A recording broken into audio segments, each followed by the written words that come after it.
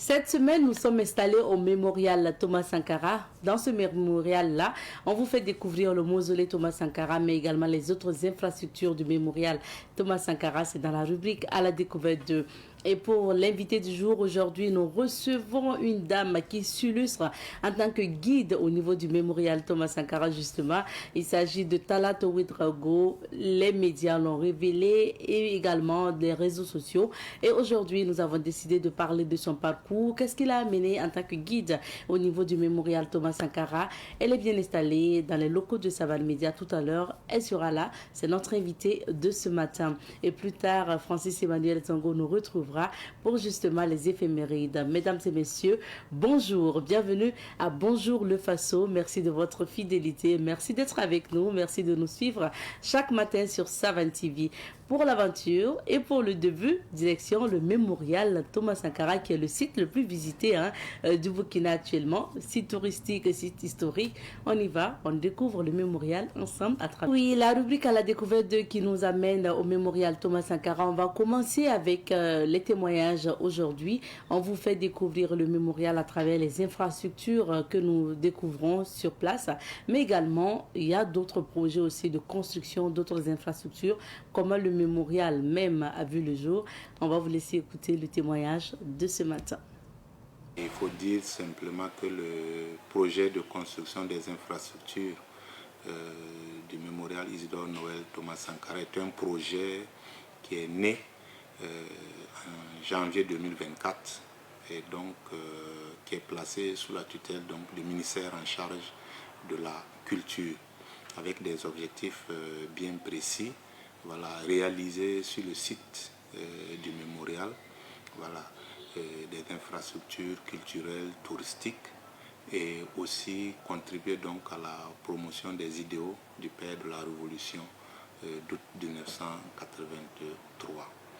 Et il faut dire que le CIMTS, qui était bien connu, est une association, voilà, d'utilité publique, voilà, qui a porté l'initiative du mémorial, donc en tant qu'association. Et aujourd'hui, qui est un acteur aussi très important donc, dans la réalisation donc, de ce mémorial-là. Donc le PSIM-INTS, qui est du ministère de la Culture, et le CIMTS sont des structures qui travaillent en étroite collaboration pour que le mémorial Thomas Sankara soit une réalité. Il faut dire que c'est une idée qui est née d'abord, j'allais dire, de la forte volonté voilà, de la population burkinabé d'ériger voilà, un mémorial en hommage au président Thomas Sankara. Voilà. Et cette idée a prospéré et est aujourd'hui portée au plus haut niveau par le chef de l'État, donc le président du Faso, le capitaine Ibrahim Traoré. Donc sur le plan national, c'est bien porté et sur le plan international, il y a eu la volonté populaire. Et donc comme cela s'est matérialisé par la mise en œuvre donc, de ce projet qui vise donc à contribuer à la sauvegarde et à la promotion donc, des idéaux donc, du père de la Révolution d'août 1983. Donc, on peut dire que c'est un projet populaire qui appartient à tout le monde sur le plan national et sur le plan international. Donc, ce projet, nous avons la lourde responsabilité donc, de le mettre concrètement en œuvre donc, sur le terrain. Il faut dire déjà que le projet entend réaliser plus d'une quinzaine d'infrastructures culturelles et touristiques à but éducatif, à but des salles polyvalentes, ainsi de suite. Je vais revenir là-dessus. Mais le site qui va qui s'étend sur une superficie d'environ 14 hectares, va également comporter des espaces de loisirs, de jeux, de détente. Voilà. Et bien sûr, des espaces qui vont symboliser les différents engagements du président Thomas Sankara. En termes d'infrastructures, sur le plan symbolique, je vais déjà parler du mausolée. Voilà. Comme vous le savez, les corps du président Thomas Sankara et de ses 12 compagnons ont fait un certain périple en termes de voyage, donc de Dahomey, ainsi de suite. Et aujourd'hui, ces corps reposent au sein d'un mausolée qui a été inauguré par le chef de l'État, voilà, le 17 mai 2025. Donc c'est la première grosse infrastructure. Et en plus de cette infrastructure, il est prévu qu'il y ait une tour dénommée Tour Thomas Sankara, qui sera haute donc de 87 mètres de hauteur. Voilà, c'est également une hauteur symbolique par rapport à la date. Au-delà de la tour, il est prévu aussi une salle polyvalente qui pourra accueillir divers spectacles. Voilà, ici des salles de réunion. Il y aura également ce que l'on peut appeler une bibliothèque numérique qui est prévue ici, une bibliothèque numérique et une bibliothèque physique. Vous savez que la révolution d'août 83 a beaucoup produit, tant sur le plan national que sur le plan international. Voilà. Et c'est une histoire qui est restée un peu dans les tiroirs, et cette histoire mérite d'être connue. Et les champions. Dans la vie, il y a des champions qui se battent avec passion pour enfin passer à côté de la chose. À côté.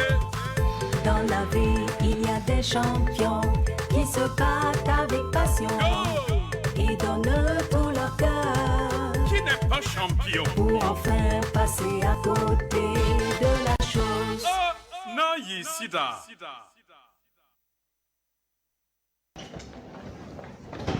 Bonjour, madame. Ah non, c'est pas ici. Non, non. Où bien? Attends. C'est ici? Vous désirez, monsieur? Ah oui, c'est ici. Et vous pouvez me servir du whisky avec de l'eau gazeuse? Mais, attendez, où est-ce que vous croyez? Nous sommes dans une administration publique. Une administration publique. Madame, les tenues que vous utilisez pour aller en boîte là, si vous utilisez ces mêmes tenues au service, on va vous demander du whisky. Avec ça, il ne manque que des jeux de lumière pour en faire une boîte de nuit. Une gomme dentaire. Rien. Un peu de retenue, s'il vous plaît, monsieur. Ah, un peu de retenue. Un peu de tenue aussi avec vos tenues au service. Bonne journée, madame. Nayi Sida.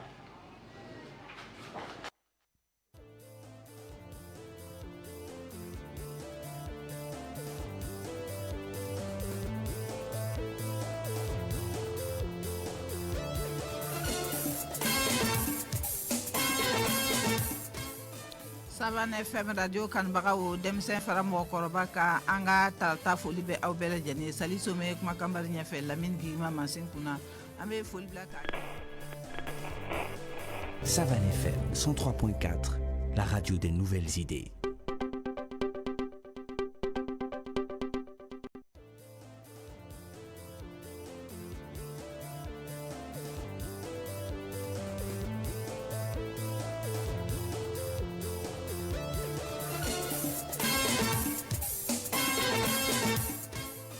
Savane FM radio kanbagaw denmisɛn fara mɔgɔkɔrɔba ka an ka tarata foli bɛ aw bɛɛ lajɛlen sali some kuma kanbari ɲɛfɛ lamini gigima mansin kunna an bɛ foli bila ka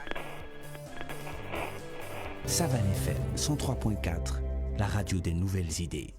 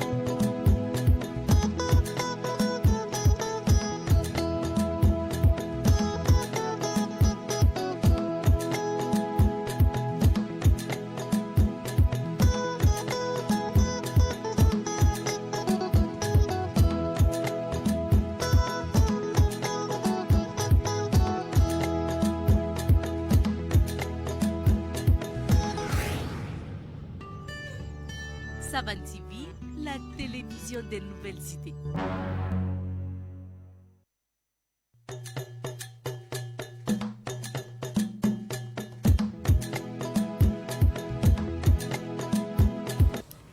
Et de retour sur ce plateau, cette fois-ci, nous allons découvrir ce que l'actualité nationale et internationale nous réserve pour ce matin.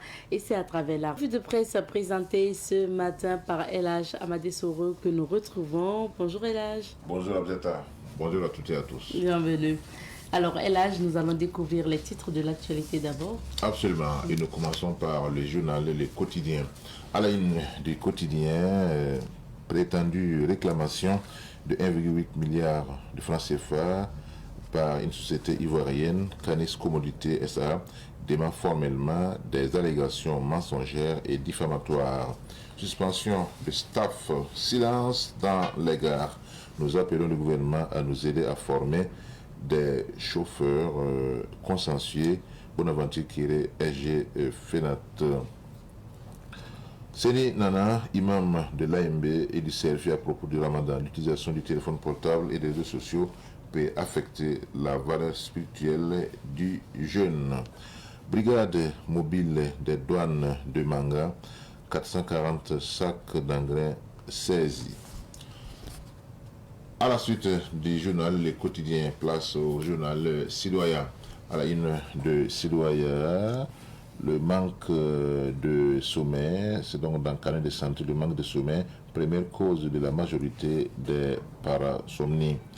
Coopération bilatérale, le nouvel ambassadeur d'Arabie Saoudite chez le chef de la diplomatie burkinabé. Trait de plume, la revanche de Tiani.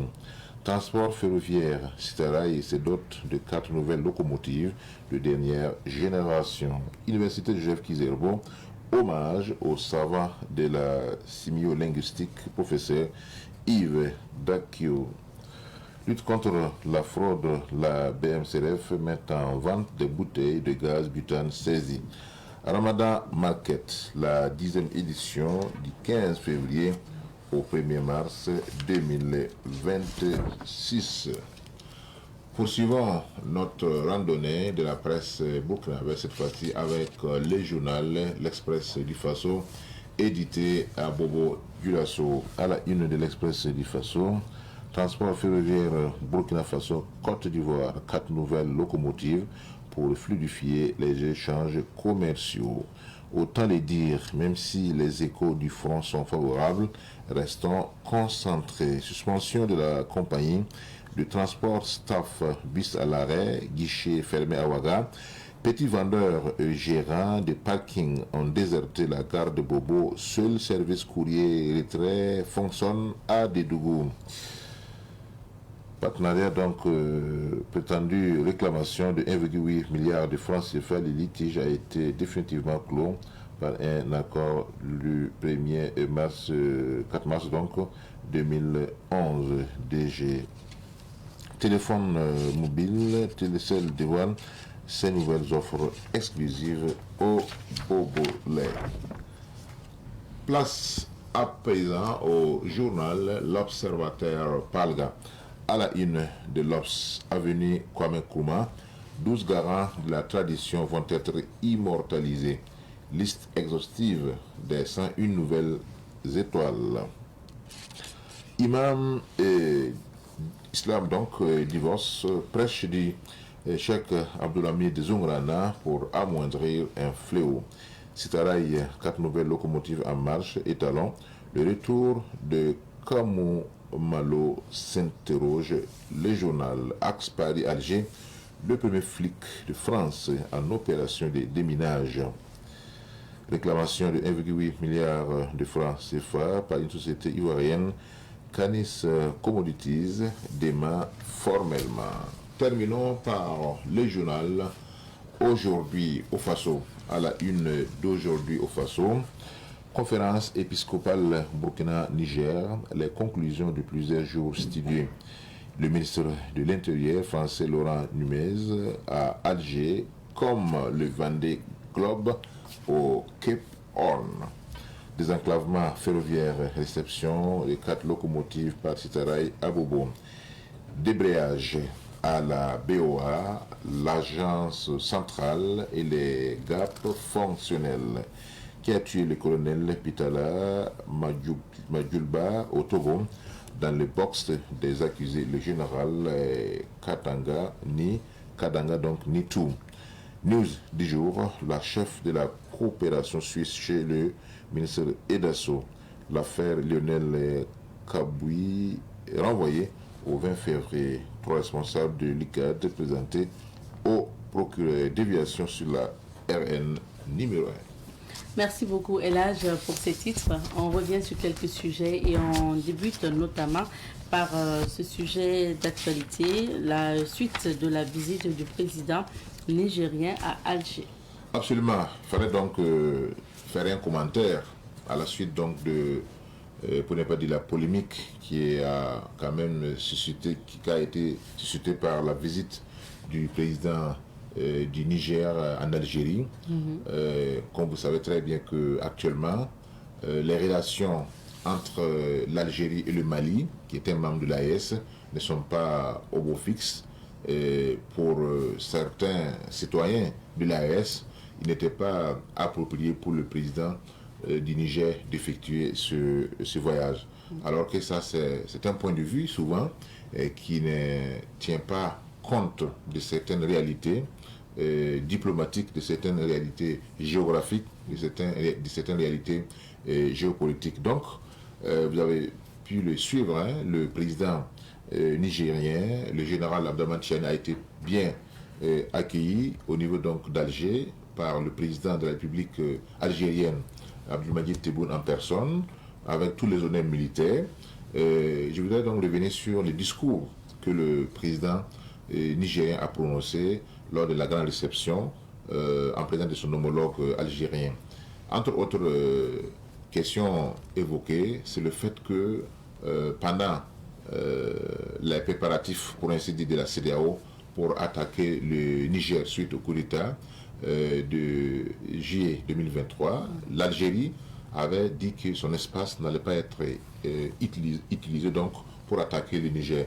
Donc le président nigérien est revenu effectivement sur cet épisode tout en félicitant l'Algérie pour cet acte fraternel, pour cet acte de bon voisinage.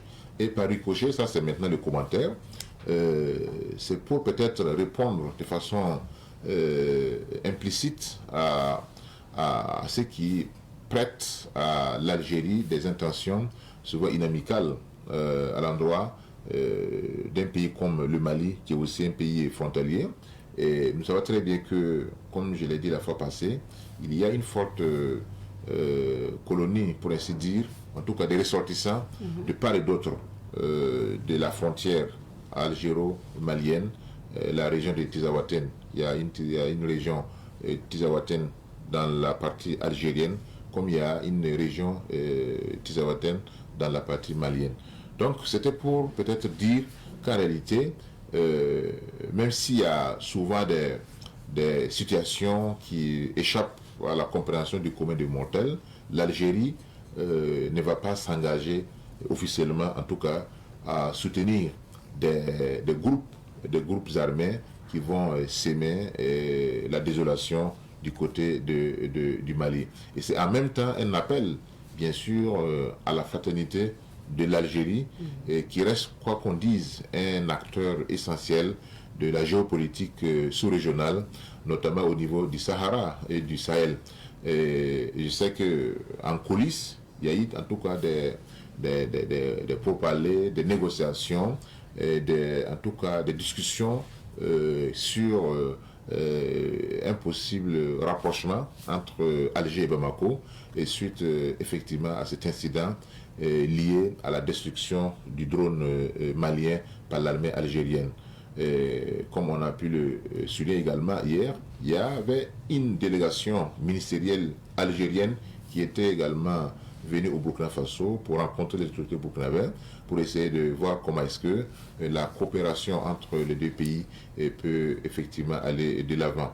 Ce qu'on a noté dans le discours, il n'y a pas eu mention de l'AES en tant qu'entité géopolitique. C'est ce qui est pour moi regrettable.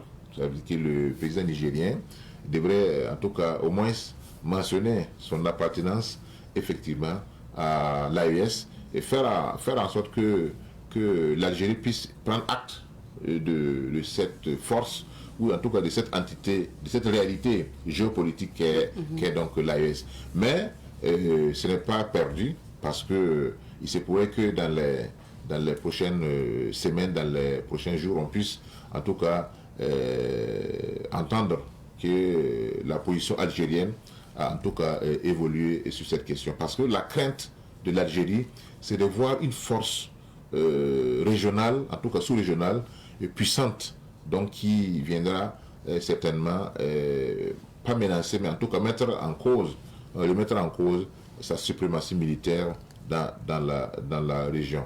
Et je pense qu'en diplomatie, et comme je l'ai dit, ce n'est pas tout qui peut être dévoilé sur la place publique. Il y a forcément des non-dits ou en tout cas d'autres actions ou d'autres actes qui seront donc posés et qui vont donc aller dans le sens du renforcement de cette alliance-là.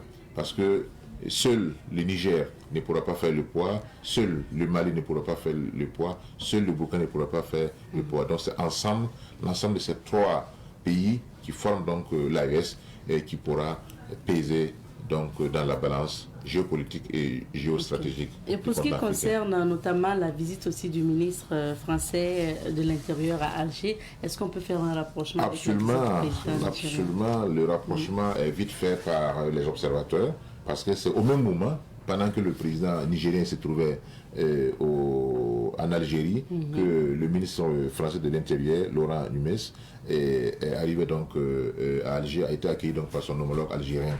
Est-ce que c'est une tentative de la France de reprendre, n'est-ce pas, langue avec le Niger? Vous vous souvenez que dans son long entretien, le président nigérien est revenu sur la disponibilité de son pays à remettre à la France la production de l'uranium qui avait été faite pendant que la France était donc présente au Niger, même si la production qui a été faite après ne concerne plus la France. Est-ce que c'est une manière pour la France de négocier à travers l'Algérie avec le Niger pour le retour, pour le rapatriement de ces, en tout cas pour le retour de cette partie de l'uranium là qui revient à la France, ou bien c'est plus loin que ça, c'est de voir comment est-ce que les relations qui se sont détériorées entre les deux pays puissent trouver un terrain d'entente. De toute façon, rien ne peut se faire de façon isolée. Et comme vous le savez très bien, depuis l'attentat, du moins de l'aéroport, qui a visé l'aéroport de Yamé, il y a eu beaucoup d'accusations, en tout cas beaucoup de propos de part et d'autre, et surtout des propos clairement orientés vers une implication de la France, selon donc le président nigérien. Est-ce que c'était une manière pour la France d'essayer en tout cas d'aplanir ces mésententes-là? De toute façon, on saura dans les prochains jours ce qui sera en tout cas dévoilé par rapport à cette rencontre entre le ministre français de l'Intérieur et son homologue algérien. Merci beaucoup Elhadj. On va revenir maintenant sur la pensée et le proverbe du jour proposé par le président de Saval Média, le président du conseil d'administration, Elhadj Boubacar Zidadi Sidnaba. On commence par la pensée du jour qui dit ceci. Et la pensée du jour parle de la force. La force doit accompagner... je me trompe, c'est l'honneur du moins. L'honneur et la bonne réputation se perdent facilement, mais sont difficiles à retrouver. Donc la pensée du jour, l'honneur et la bonne réputation se perdent facilement, mais sont difficiles à retrouver. Elhadj, qu'est-ce que ça veut dire? L'honneur et la bonne réputation se perdent facilement, mais sont difficiles à retrouver. Tout est dit, hein? Parce que non seulement il faut du temps pour construire l'honneur, il faut du temps pour construire la bonne réputation. Mais un acte banal que vous posez et vous perdez et votre honneur et votre bonne réputation. C'est ça. Et pour le retrouver, ça c'est très compliqué. Voilà pourquoi on dit que quand votre nom se gâte au marché, c'est difficile de passer dans les concessions une à une pour dire non, c'est pas moi qui ai fait tel acte. C'est difficile. Voilà pourquoi il faut tout faire pour garder en tout cas son honneur, pour garder la bonne réputation. Et on peut le faire à travers une bonne pensée, à travers des bons actes, à travers en tout cas un bon comportement envers soi-même, envers son entourage, envers ses voisins, envers ses connaissances, envers ses collègues. Ce sont ces actes-là qui peuvent effectivement contribuer à asseoir une bonne réputation et à vous octroyer en tout cas de l'honneur. Et on passe au proverbe du jour. Le proverbe dit ceci: celui qui peut prendre tout ce que vous avez, donnez-lui ce qu'il demande. Voilà, il faut lui donner ce qu'il demande. Voilà. Parce que il peut tout prendre. S'il peut tout prendre, et malgré tout, il demande une partie de ce que vous avez, autant lui donner. S'il ne peut pas empêcher un voleur de te voler, alors autant l'aider donc à transporter son butin, comme le dit un autre proverbe moral. Donc, ici, c'est un appel à la sagesse. Il faut être sage, il faut aussi mesurer ses capacités. Parce que certaines personnes pensent que le courage, c'est d'aller provoquer celui qui est plus fort que soi. Ça, ce n'est pas le courage. Donc, le courage, c'est la détermination, c'est en tout cas la décision ferme, la résolution que l'homme prend pour faire face à ses obligations, pour faire face à son devoir. Mais si visiblement, voilà, vous pensez que voilà, cette personne-là peut prendre tout ce que vous avez, mais trouve quand même le moyen de vous demander une partie de ce que vous avez, tout ce que vous pouvez faire, c'est de lui céder cela. Peut-être il vous laissera avec le reste. Voilà. Et comme vous savez très bien, le rapport de force peut aussi changer. Demain, vous pouvez être plus fort que la personne. Voilà, donc merci bien, il faut être sage. Merci bien, Elhadj, pour notamment ces explications et ces commentaires. On va maintenant aller découvrir les couleurs du temps. C'est l'heure de la météo. La société IP+ vous offre la météo des affaires.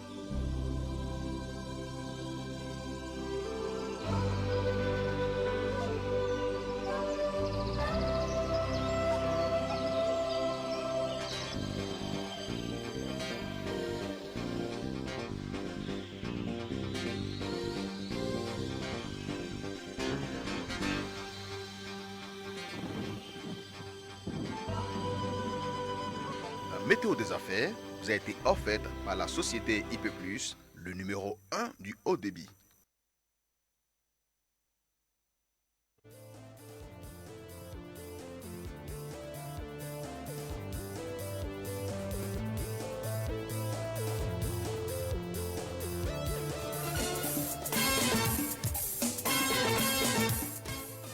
Savan FM radio kanbaga o demsen fara mɔgɔkɔrɔba ka an ka tarata foli bɛ aw bɛɛ lajɛlen sali some kuma kanbari ɲɛfɛ lamini gigima mansin kunna an bɛ foli bila ka Savan FM 103.4, la radio des nouvelles idées. Et de retour sur ce plateau, je vous l'annonçais en introduction, elle fait parler d'elle en tant que guide bénévole au niveau du mémorial Thomas Sankara. Elle, c'est Talato Ouedraogo. Nous allons découvrir cette dame, cette brave dame qui fait parler d'elle au mémorial. C'est juste, nous avons le plaisir de recevoir sur ce plateau Madame Talato Ouedraogo, guide bénévole au niveau du mémorial Thomas Sankara. Bonjour et bienvenue. Bonjour. Comment vous allez? Je me porte très bien. D'accord. Ça va bien. C'est vrai que c'est le matin, mais on va vous demander de pousser un peu plus la voix pour qu'on puisse vous entendre. Okay. Ça fait plaisir de vous retrouver ici et ensemble, on va encore faire un peu votre parcours avant de parler de votre activité au niveau du mémorial Thomas Sankara. Alors, Talato Ouedraogo, c'était comment votre enfance et ça s'est passé où? Dans quelle localité du Burkina?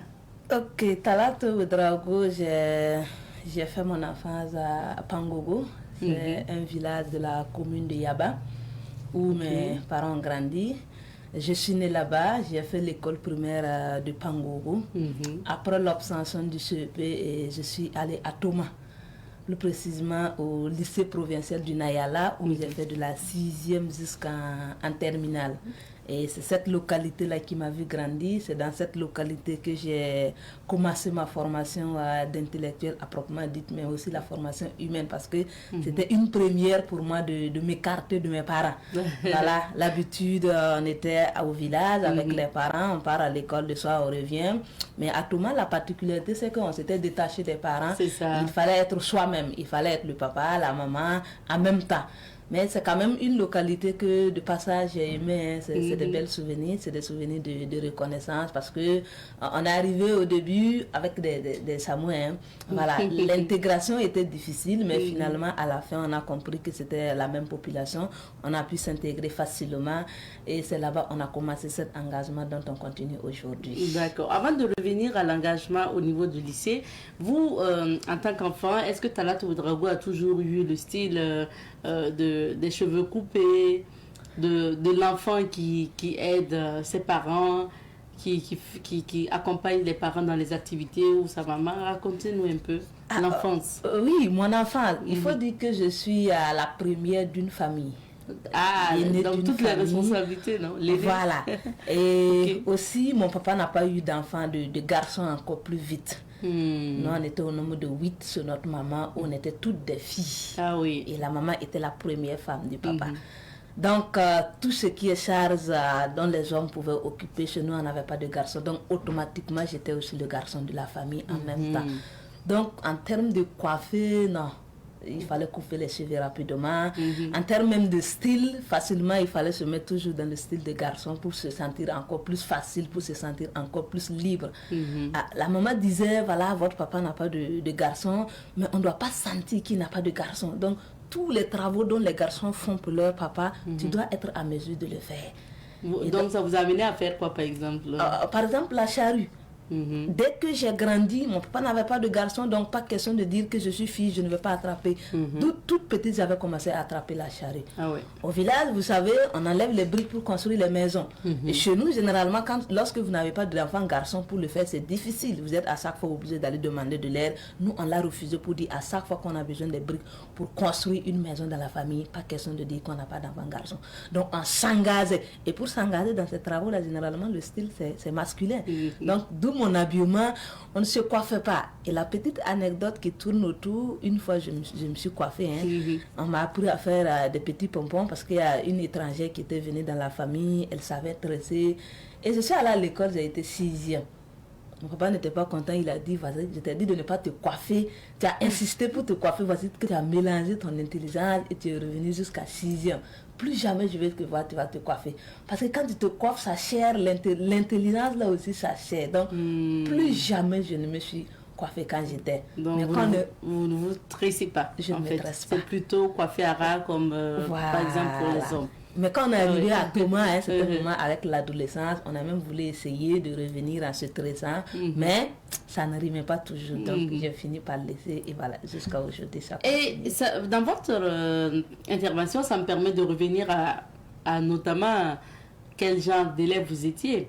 Parce que quand vous dites que le papa a dit que vous êtes passé jusqu'à 6e, ça veut dire que vous avez toujours été parmi les 5 premiers ou vous avez toujours été Oui, première? En tout cas, l'école primaire, je faisais toujours partie des 5 premiers de la classe, du CP1 jusqu'au CM2. Et c'est au CM2, deuxième trimestre, que j'ai été 6e.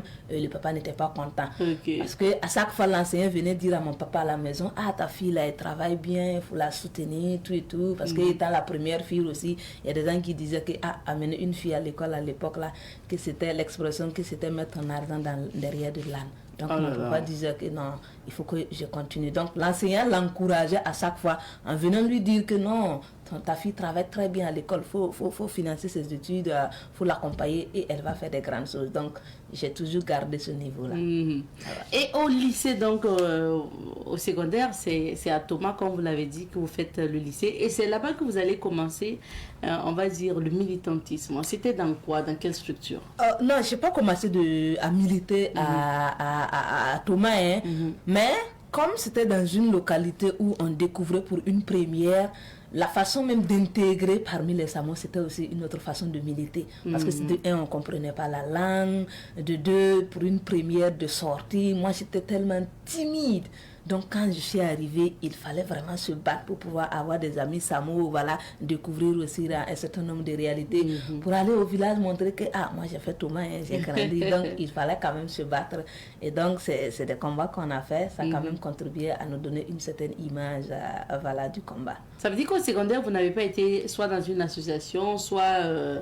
pour que ça justifie plus tard. Ah non, au secondaire, je n'ai pas été dans une association. Dans des structures voilà, c'est vrai qu'il y avait des associations de mon village à l'époque, mais bon, j'aimais rester à chaque fois dans mon coin. Comme vous avez dit que vous étiez timide. Voilà, j'étais timide, je ne me mixais pas, donc je n'ai pas milité véritablement au secondaire. Et c'est à Thomas que vous obtenez le bac série A4, et donc bac A.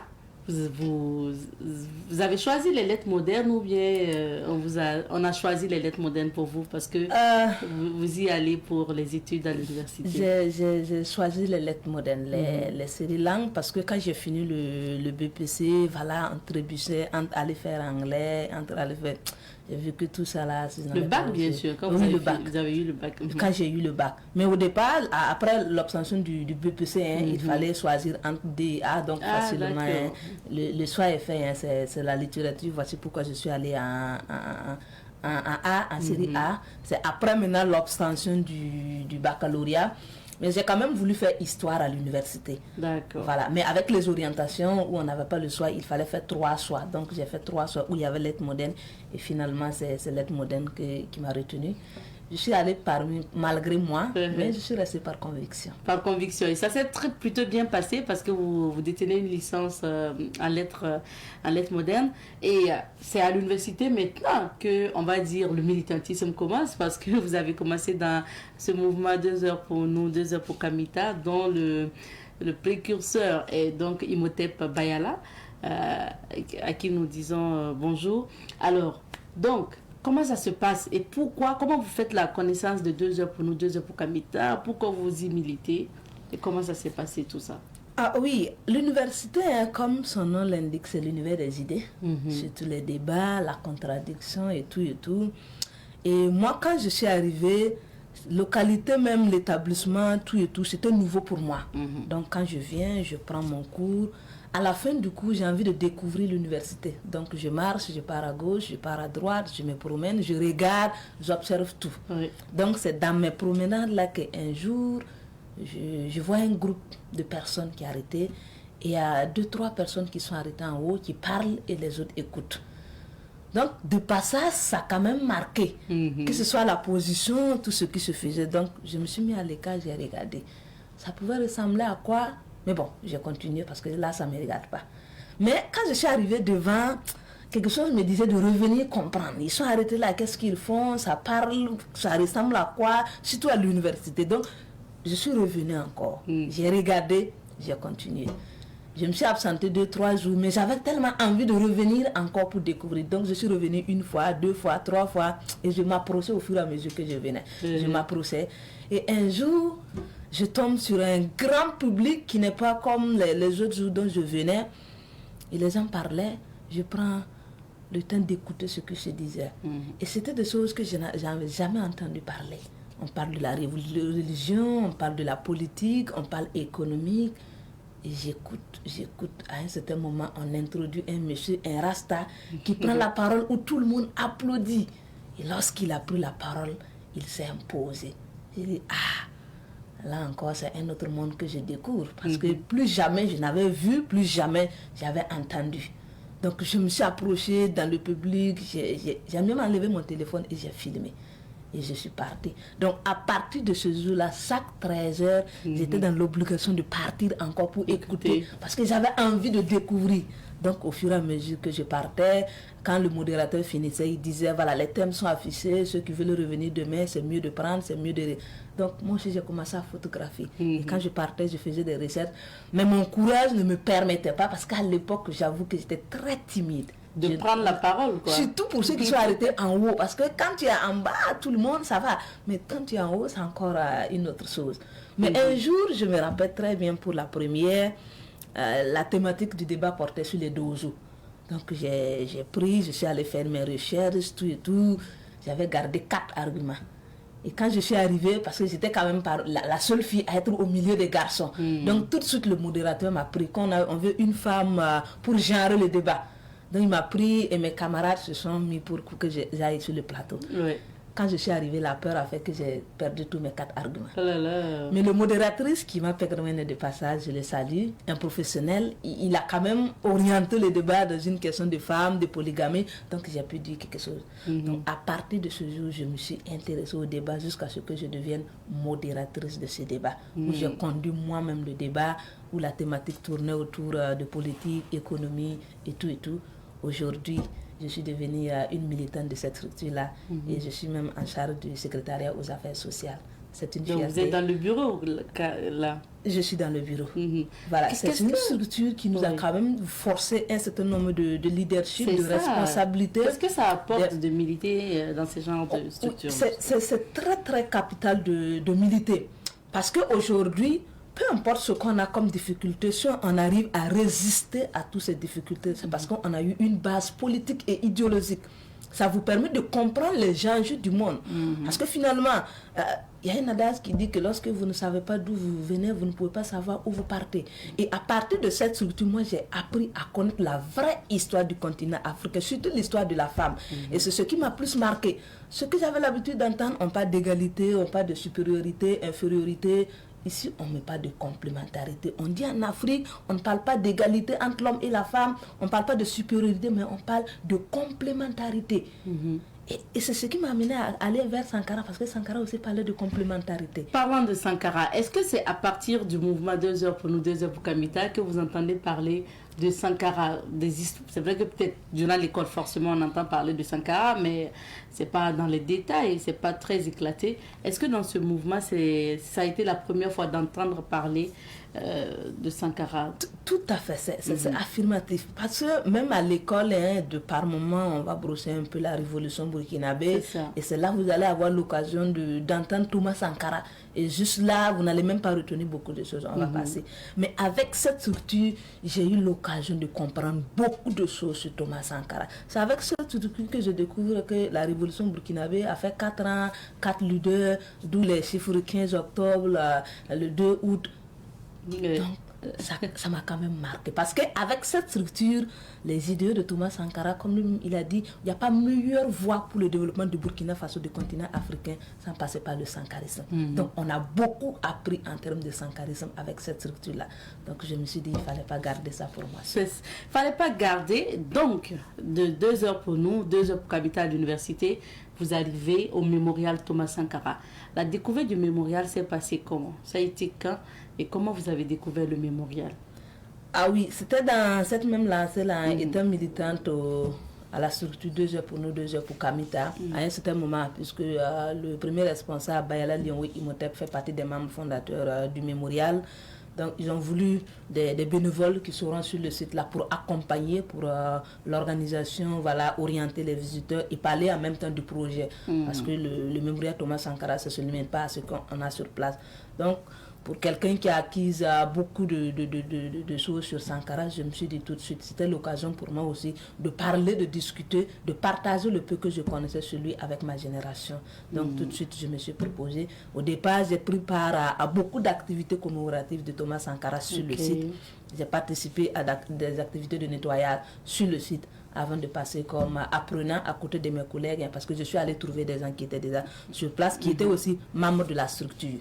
Donc j'ai évolué à côté d'eux, à savoir Kima Pegdwende et Itengre, Sawadgo Itengre. Donc j'ai appris avec eux et finalement je me suis intégrée. En tant que guide bénévole au mémorial Thomas Sankara, guide bénévole, c'était depuis 2000 combien vous avez? Depuis 2022. 2022. Donc vous êtes à votre 4e année en tant que guide bénévole au niveau du mémorial Thomas Sankara. Et votre particularité, c'est ce que les gens ont pu remarquer, c'est votre manière de raconter et d'expliquer les faits au niveau du site. Que ce soit à partir de la statue de Thomas Sankara jusqu'au bâtiment Burkina, le mur thématique et autres, vous racontez avec une particularité. Alors, pourquoi cette manière de retracer l'histoire, le vécu sur le site? Ah oui, parce qu'aujourd'hui, parler de Thomas Sankara, ce n'est pas des faits historiques, des dates. Pour moi, ça ne se limite pas qu'à ça seulement. C'est de refaire vivre un idéal. Donc, de un, il faut rendre vivante la mémoire de Thomas Sankara. De 2, il faut arriver à donner aux visiteurs pour qu'ils puissent se retrouver dans l'histoire. Il faut arriver à actualiser le combat de Thomas Sankara pour dire que ça continue. Ce n'est pas un combat de 83-87. Et même aujourd'hui, les valeurs qu'il a portées, c'est toujours d'actualité. Donc, c'est ce que je fais à chaque fois lorsque je prends des visiteurs. Il faut que le visiteur puisse comprendre qu'il doit porter le combat que Thomas Sankara n'a pas pu achever parce qu'il a porté un combat de tout un peuple. Aujourd'hui, on doit refuser à sa seconde mort. Et refuser à sa seconde mort, c'est de participer à la réhabilitation de sa mémoire. Et participer à la réhabilitation de sa mémoire, c'est de comprendre son combat. Donc, comprendre son combat, c'est de donner au détail les idéaux de Thomas Sankara. Quand on parle de la révolution, ça ne se va se limiter aux dates et à quelques réalisations que Sankara a fait.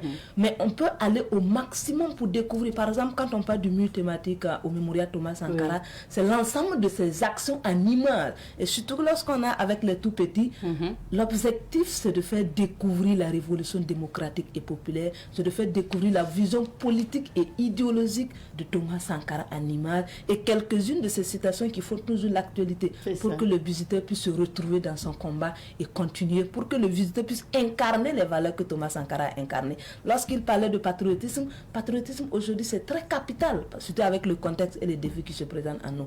L'engagement, l'amour de la patrie, le bien-être collectif. On doit comprendre que le Burkina Faso, ça ne va pas se limiter avec nous.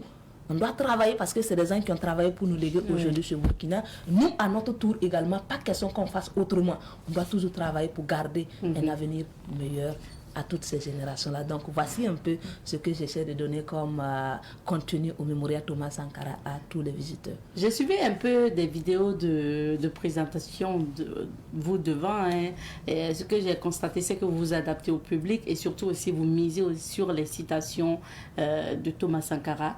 Il ne suffit pas d'aller raconter ce qui s'est passé ce jour-là dans tel ou tel lieu, mais vous ajoutez des citations, vous adaptez au public, même le ton utilisé pour présenter tel ou tel aspect du mémorial.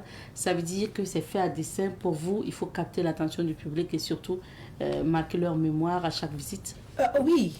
Le visiter au mémorial Thomas Sankara, c'est ça, et être guide au mémorial Thomas Sankara, c'est ça. C'est arriver à s'adapter en fonction du public.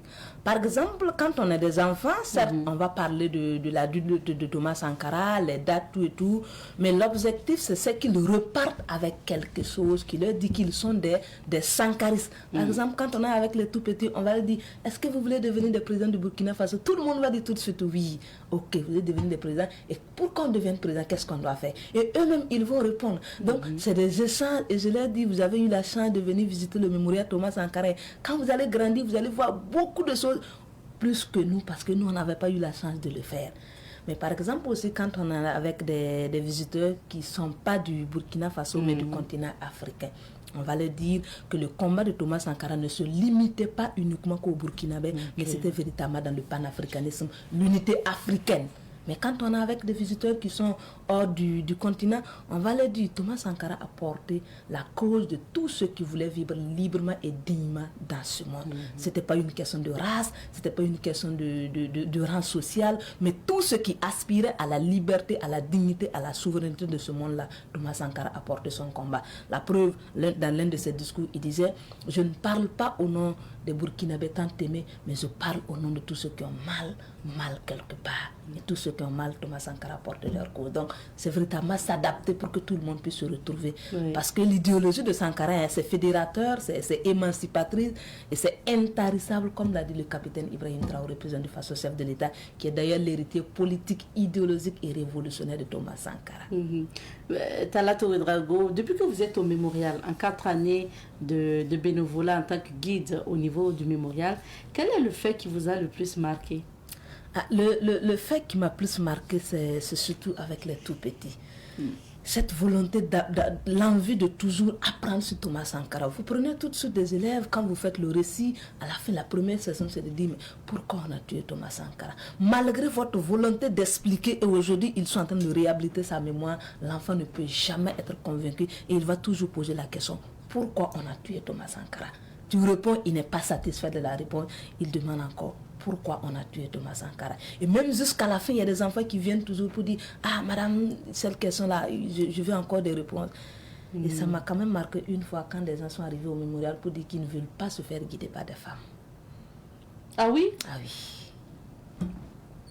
J'arrive, je me lève en tant que guide, hein. J'accueille, ils disent, il n'y a pas d'autres guides. Je dis, oui, il y en a. Voilà, qu'on va souhaiter que ça soit remplacé. J'ai dit pourquoi. Au début, ils n'ont pas voulu dire. J'ai dit bon, il y a une possibilité d'aller sans un guide. Si vous voulez, vous partez, je leur montre les circuits. Et si vous voulez de guide, bon, c'est à mon tour également de conduire. Ils disent qu'ils ne souhaitent pas être guidés par une femme. Bon, pour le respect des visiteurs, je me suis écartée, j'ai mis l'un de mes collègues qui les a tenus compagnie. Mais à la fin, j'ai tenu à discuter pour dire que Sankara faisait partie de l'un de ces dirigeants du monde entier qui a porté véritablement la cause de la femme. Et pour ceux qui décident de visiter le site, c'est ceux qui épousent son idéologie, ceux qui rentrent dans son combat. Et aujourd'hui, revenir dire qu'on ne veut pas se faire guider par des femmes sur le site, c'est encore ne pas comprendre le combat de Thomas Sankara. Mais on a respecté quand même leur point de vue. Ils ont été guidés par un homme et ils sont partis. Et il y a d'autres aussi qui viennent, qui disent, Talato, quand on t'écoute parler, on a l'impression que Sankara a été le Jésus du Burkina. Il a aussi fait des mauvaises choses. Citez-nous les mauvaises choses. J'ai dit, mais on est dans quel monde encore? Des gens qui veulent qu'on cite, en 2026, des gens qui veulent qu'on cite des mauvaises choses dont Thomas Sankara a fait. J'ai dit, mais ça va nous amener où? Et c'est pourquoi le but, ça nous amène où? Aujourd'hui, nous sommes en train de réhabiliter sa mémoire. Pour moi, en tant que guide convaincu du leadership que Thomas Sankara nous a laissé, il n'a pas fait de mauvaises choses. Et si vous pensez qu'il a fait de mauvaises choses, pour moi, d'ailleurs, il est le Jésus du Burkina Faso, du continent africain. Si vous pensez qu'il en a fait de mauvaises choses, et si vous pouvez gagner en relatant cela, bon, vous allez quand même garder. Moi, je n'en ai pas besoin. Mes visiteurs n'en ont pas besoin. Donc, je ne fais pas de recherche là-dessus. Donc, c'est véritablement des éléments, souvent, quand tu as ça, tu te demandes, mais finalement, qu'est-ce que les Burkinabés veulent? Oh, c'est pas simple. Mais vous faites votre travail avec tellement de passion. Et puis, mais est-ce qu'il y a des gens aussi qui arrivent au mémorial, contrairement à d'autres qui ont dit qu'ils ne voulaient pas se faire guider par une femme, vu que Maintenant, on vous connaît sur les réseaux sociaux, on vous connaît à travers les médias parce qu'il y a eu des publications sur les réseaux sociaux pour vous rendre hommage et les médias ont commencé à vous recevoir. Est-ce qu'après ça, ça a changé quelque chose sur le site? Il y a des gens qui viennent, qui disent « Je voudrais me faire guider par Talato Ouedraogo ». Ah oui, là, ça a changé beaucoup de choses sur le site. Il y a des gens même qui viennent, qui payent leur ticket. Quand on dit « Je ne suis pas là », ils le repartent. C'est dommage, mais je voudrais que les visiteurs comprennent que nous avons les mêmes objectifs sur le site. Oui. C'est de refaire vivre la mémoire de Thomas Sankara, c'est de participer à la réhabilitation de sa mémoire, c'est de donner l'idéologie qu'a porté l'homme. Et tous les guides ont cet objectif-là. Quand on reçoit un visiteur, il ne doit pas repartir comme il est venu.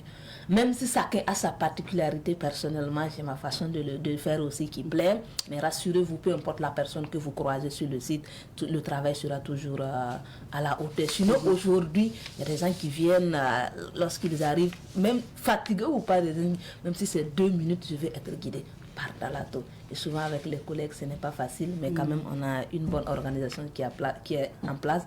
Donc, ça nous permet de tenir face à tout cela. Ouais. On suppose, comme on le dit, le nom le dit, un bénévolat. Donc, en tant que guide bénévole, ça veut dire que vous ne percevez rien. On ne perçoit financièrement. Ouais. En termes d'argent, on ne nous paye pas. On n'a pas de nourriture. On a, en tout cas, c'est le titre tout du bénévolat. C'est un engagement avec passion. Nous avons décidé de participer aussi à la réhabilitation de la mémoire du héros africain. Nous avons décidé de répondre à l'appel de notre nation parce que rien n'est au-dessus lorsque la patrie vous appelle. Et nous pensons aujourd'hui que participer à la réhabilitation de la mémoire de Thomas Sankara, ça répond à un appel de la nation. Voilà, mais il faut le souligner, de passage, on a des visiteurs satisfaits du travail qu'on fait, qui décident de nous encourager. Donc d'autres nous encouragent, que ce soit avec des matériels, même de l'argent, de la liquidité. Hein. Il faut le souligner, donc de passage, nous remercions. Personnellement, avec tous les vidéos qui ont circulé dans les réseaux sociaux, je reçois de plus en plus d'encouragement des particuliers, des visiteurs, donc ça fait plaisir. Ça fait plaisir. Alors, Talato Ouedraogo, avant de venir au mémorial, c'est vrai, vous étiez en même temps étudiante entrepreneur, parce que en lisant votre biographie, ça veut dire que vous étiez au péage.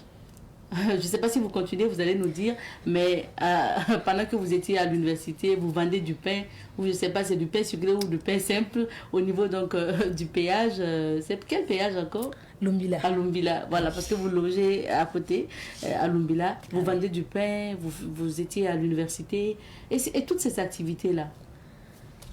J'ai décidé de mettre fin à toutes ces activités pour me consacrer plus à la mémoire de Thomas Sankara. Parce que ça me demandait beaucoup plus d'énergie, ça me demandait beaucoup plus de temps, parce qu'au retour, il fallait se former. Sinon, à l'université, comme plein de mes camarades, je faisais la vente ambulante. On se promenait un peu dans la ville là, lorsqu'on n'a pas cours pour chercher. Et c'est dans ces promenades-là que je rencontre un des collègues qui était sur la voie de Lumbila, qui vendait. Et je suis allée m'essayer, je vois que ça marchait bien. Donc on partait, tant que je n'avais pas cours, je suis au niveau du poste de péage de Lumbila où je vendais mon pain sucré tranquillement, accompagné de l'eau, des gâteaux, tout et tout. Donc, on ne manquait pas de quelque chose pour mettre dans la poche.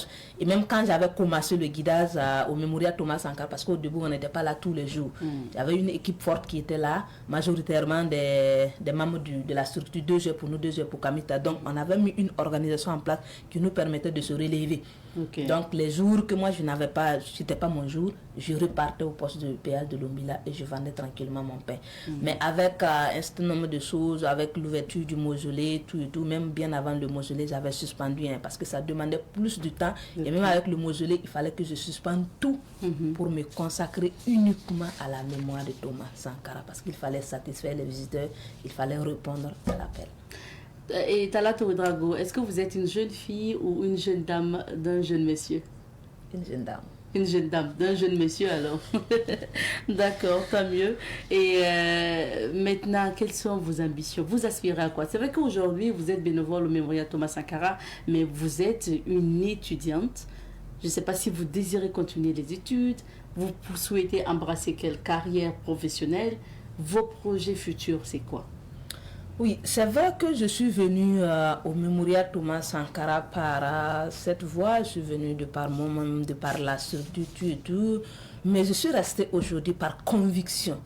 Donc, ce que j'ai comme ambition, c'est devenir l'une des figures parmi tant d'autres qui sont déjà sur place aujourd'hui, de référence en termes de Thomas Sankara, en termes de mémoire de Thomas Sankara. En tant que guide, tant que j'ai la possibilité, je souhaite véritablement demeurer sur ce site-là pour mieux me consacrer à Thomas Sankara. Mais les études, je souhaite aussi continuer. Si Dieu le veut, cette année même, je vais m'inscrire en master parce qu'il me faut aussi un document pour la mémoire de Thomas Sankara. Donc, je compte aussi faire un mémoire sur Thomas Sankara. Donc, voici un peu, en termes d'ambition, ce que je procède. Donc, vous ne vous imaginez pas dans un autre métier, peut-être professeur de français Oui, professeur de français, pourquoi pas? Parce que ce serait toujours dans la même lancée de continuer de faire la promotion de l'idéologie de Thomas Sankara. En tant que professeur aussi, on peut bien le faire, surtout qu'on saura plus avec les élèves. Mais je pense que sur ce site-là, je serai plus accessible à beaucoup de personnes. Par exemple, si je suis dans un établissement, en tout cas, tous les élèves de l'établissement pourront bien profiter, mais pas d'autres personnes. Et pourtant, si je suis sur le site, d'autres personnes pourront encore plus profiter. Sinon, peu importe où je suis, véritablement, sur ce site ou pas, un enseignant ou pas, je vais toujours consacrer toute mon énergie, ma personne pour Thomas Sankara. Et comme on comprend que votre vision, c'est vraiment consacrer votre énergie à promouvoir la mémoire de Thomas Sankara, le mémorial, c'est un site par excellence pour le faire. Donc, de bénévoles, si aujourd'hui on vous confirme en tant que guide plein, peut-être recruter, parce qu'il faut le dire, les guides touristiques des autres sites touristiques, ce sont des fonctionnaires de l'État. Voilà, donc il y a la possibilité. Si aujourd'hui, à un moment donné, on confirme Talato Ouedraogo, guide plein du mémorial, et puis on a un statut, un matricule, c'est l'idéal en fait pour vous. C'est l'idéal et c'est tout ce qui est recherché d'ailleurs. Parce que là, ça sera accompagné d'un certain nombre de choses. Parce qu'aujourd'hui, avec notre type de bénévolat, il y a toujours des limites. La formation pour être guide au bénévole au mémorial Thomas Sankara, elle est urgente. Ça demande beaucoup de sacrifices. Et aujourd'hui, quand vous regardez tous les documents qui tournent autour de Thomas Sankara, ce n'est plus des documents de 2000, ce n'est plus des documents de 3000. C'est si cher. Et pourtant, on doit le lire. Aujourd'hui, il n'y a pas une institution qui en parle. Il faut lire au maximum pour pouvoir répondre aux besoins. Mais en tant que bénévole, on n'a pas les moyens pour le faire. Il faut suivre aussi parce qu'il ne faut pas qu'on se réserve à être cette titre de guide sans passer par des formations. Pour moi, tous les guides au mémorial Thomas Sankara doivent passer par des formations dans le domaine. Parce que nous, on n'a pas suivi une formation dans le domaine du tourisme, et tout. C'est par expérience qu'on arrive à accueillir, qu'on arrive à rendre le peu de contenu qu'on a. Mais si aujourd'hui, nous sommes des guides pleins, recrutés, à la base, on aura un salaire. Avec ce salaire, on pourra se faire former au maximum pour pouvoir répondre. Mais on pourra aussi avoir plein de documents qu'on va lire. Ça va quand même contribuer à ce qu'on donne plus de contenu en termes de réhabilitation de la mémoire de Thomas Sankara. Donc c'est tout ce qui est souhaité aujourd'hui. Merci beaucoup Talato Ouedraogo. On va devoir s'arrêter ici pour notre entretien. Le temps imparti est terminé. Merci d'être passé. Merci à vous également. C'était un plaisir. Ok. Merci. Pareil, je ne sais pas si on a peut-être la vidéo de 30-48 secondes de Talato qui introduit au niveau du mémorial Thomas Sankara sa présentation. On pourra... Donc, il n'y a pas de souci, vous avez eu la possibilité de voir Talato en action à travers les images, quelques vidéos également. Donc, on va s'arrêter ici pour l'entretien de ce matin. On marque une petite pause et puis on revient pour la suite.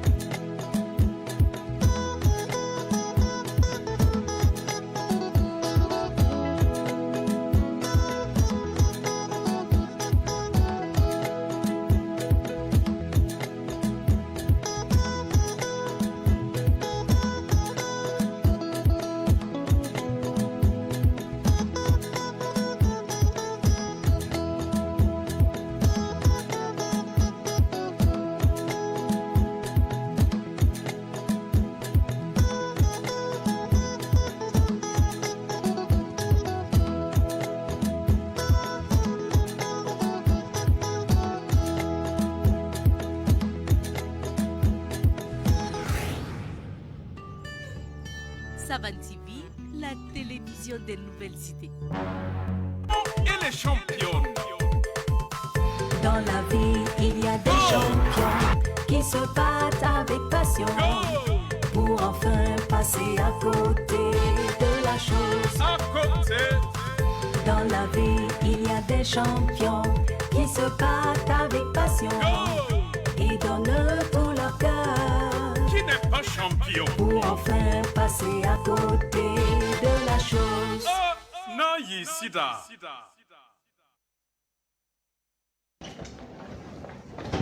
Bonjour, madame. Ah non. C'est pas ici. Non, non. Où vient? Attends. C'est ici? Vous désirez, monsieur? Ah oui, c'est ici. Et vous pouvez me servir du whisky avec de l'eau gazeuse? Mais, attendez, où est-ce que vous croyez? Nous sommes dans une administration publique. Une administration publique. Madame, les tenues que vous utilisez pour aller en boîte là, si vous utilisez ces mêmes tenues au service, on va vous demander du whisky. Avec ça, il ne manque que des jeux de lumière pour en faire une boîte de nuit. Je suis comme dans tes reins. Un peu de retenue, s'il vous plaît, monsieur. Ah, un peu de retenue. Un peu de tenue aussi avec vos tenues au service. Bonne journée, madame. Au Burkina Faso, il y a des champions et des championnes.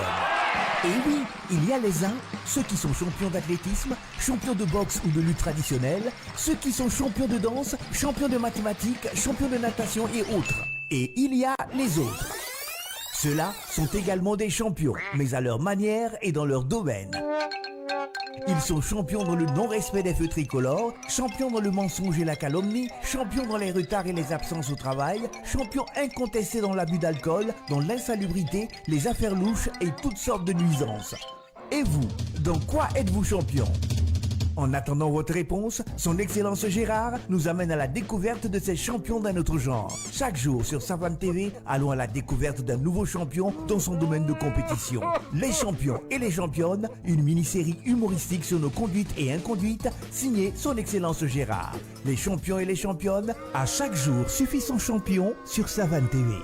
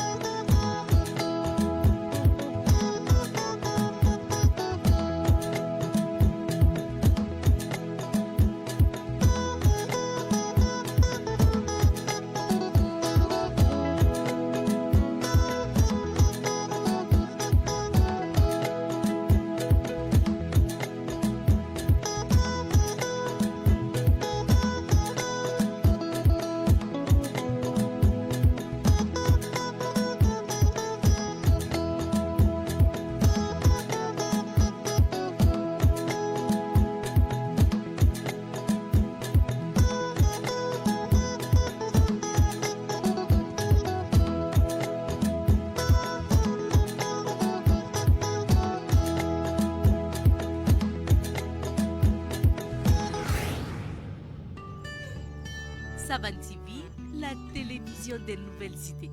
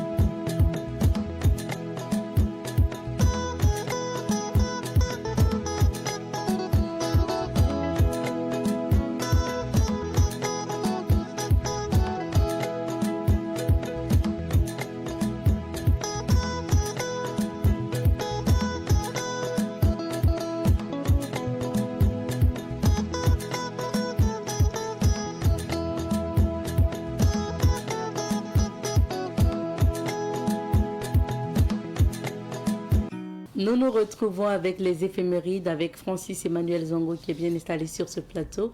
Bonjour Francis. Bonjour Abzeta, bonjour à toute la population burkinabé et même ces personnes qui vivent au-delà des frontières nationales.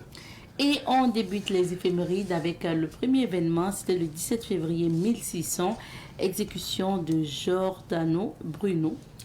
Voilà qui est bien dit, Abzeta. Nous commençons avec cette date, une exécution d'une personne bien connue à cette époque. Il s'agit d'un philosophe, poète et cosmologue italien de la Renaissance, Giordano Bruno, qui est resté célèbre pour sa vision d'un univers infini et pour sa fin tragique sur le bûcher de l'Inquisition le 17 février 1600.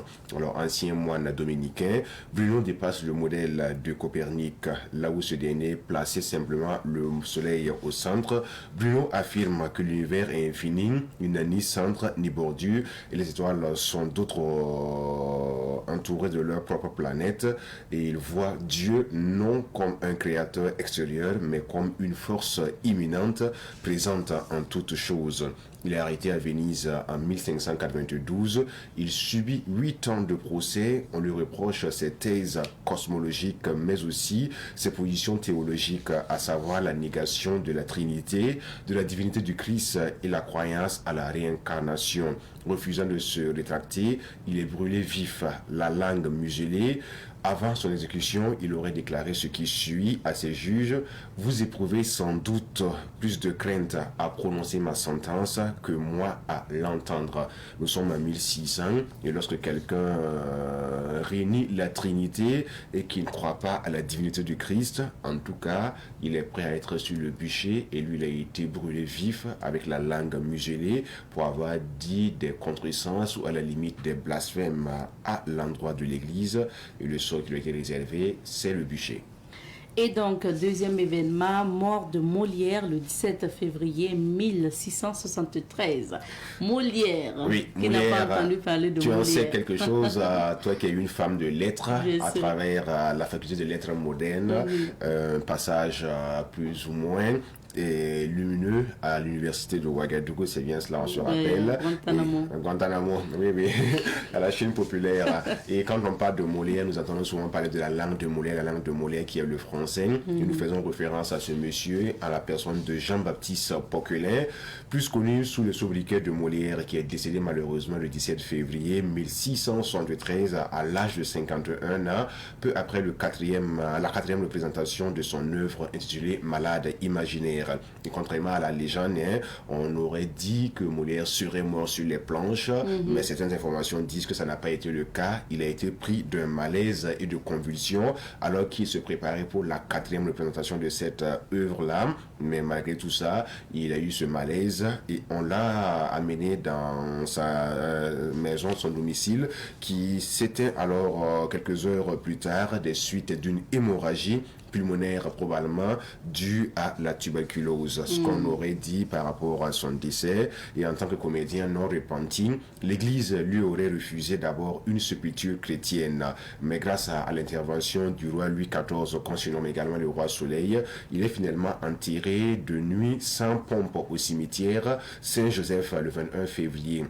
Il semblerait que le jour de son décès, Molière portait un costume de couleur verte et depuis lors, la couleur verte serait jugée superstitieuse et bannie des théâtres français. Donc quand vous arrivez en France, sur les planches de théâtre, eux, ils évitent de porter des tenues de couleur verte parce que Molière, le jour où il a eu son malaise, il était dans une tenue de couleur verte et ça, c'est la superstition. Sur les planches françaises, on évite ça. Donc, c'est pas uniquement qu'en Afrique qu'on a ces pensées superstitieuses là, on est limité rattaché à certaines réalités. Celui là-bas également, c'est le cas. Donc, la couleur verte sur les planches de théâtre, c'est quand même un peu jugé superstitieux. Donc, on prend note.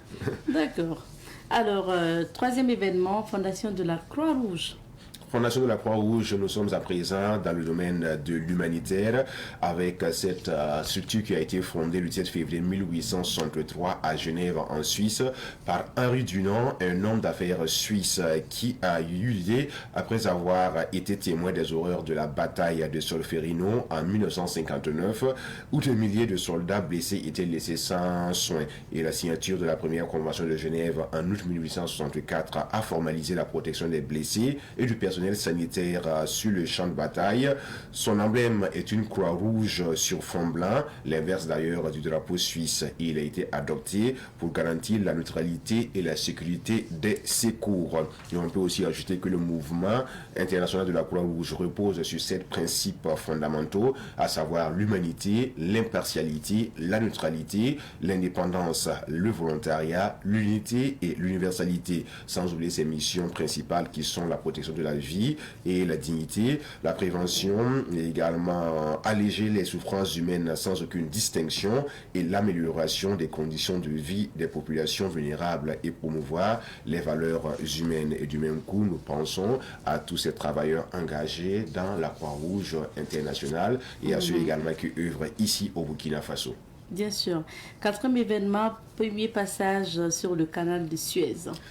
Nous revenons en Afrique, précisément au pays de Pharaon, pour parler de ce canal de Suez où la première traversée à travers la navigation a eu lieu le 17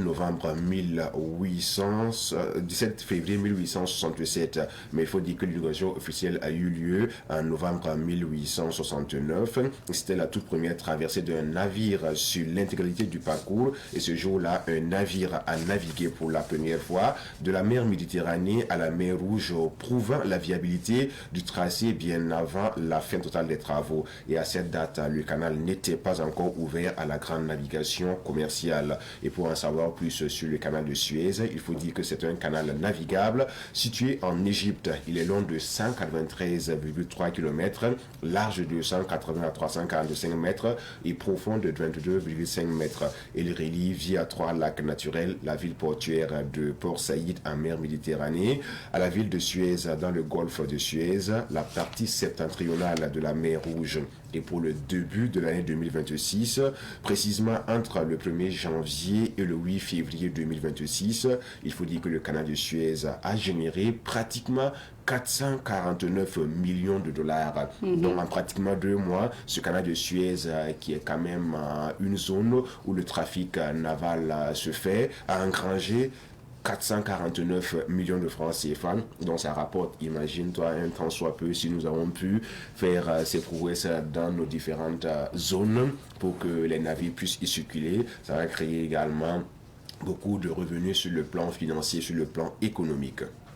Bien sûr. Francis, on termine par l'expression du jour qui dit ceci: mener une vie de bâton de chaise, pardon. Oui. Mener une vie de bâton de chaise. Ah oui, mener une vie de bâton de chaise, ça veut dire tout simplement mener une vie désordonnée, une vie résolument tournée vers certains désirs de ce monde, voilà, une vie de débauche à la limite. Lorsqu'on dit, monsieur, vous menez une vie de bâton de chaise, ça veut dire que vous menez une vie désordonnée. Il y a des gens qui ont l'art du désordre, voilà, tout est pêle-mêle, ça peut s'apparenter à cette expression. Ceux également qui s'attachent aux choses mondaines avec des plaisirs de ce bas monde-là, on peut dire à ces personnes, mais vous menez une vie de bâton de chaise.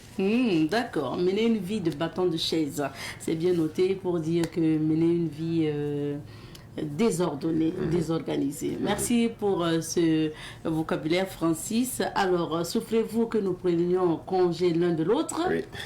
Comme on a parlé de Molière aujourd'hui. Bien sûr, oui, c'est ça. Est-ce qu'il nous est permis de prendre congé l'un de l'autre? Oui. Souffrez-vous que nous puissions vous dire au revoir et se retrouver? J'aime bien ce français. C'est comme ça. Le français d'antan, voilà, c'est tellement intéressant. Oui. Parce qu'à cette époque, si nous devions dire 1995, le français d'antan, lui, il dira en 1995. Voilà, on est de 1995, l'ancien français dira en 1995, 1998, etc. Merci Francis. Donc, soufflez que nous prenions congé de vous et nous nous retrouverons certainement. Donc, demain, Inch'Allah. Merci bien Francis. Merci à toi également, Abzeta. Merci. Excellente journée en compagnie des programmes de Savane TV. Nous étions là, nous fûmes sur le plateau. Merci Francis. Merci à vous également, fidèles téléspectateurs. Donc, souffrez que nous prenions congé de vous pour un temps et que nous puissions nous retrouver demain. Et s'il plaît à Dieu, allez, prenez soin de vous. Et puis, on se dit à demain. Cuse.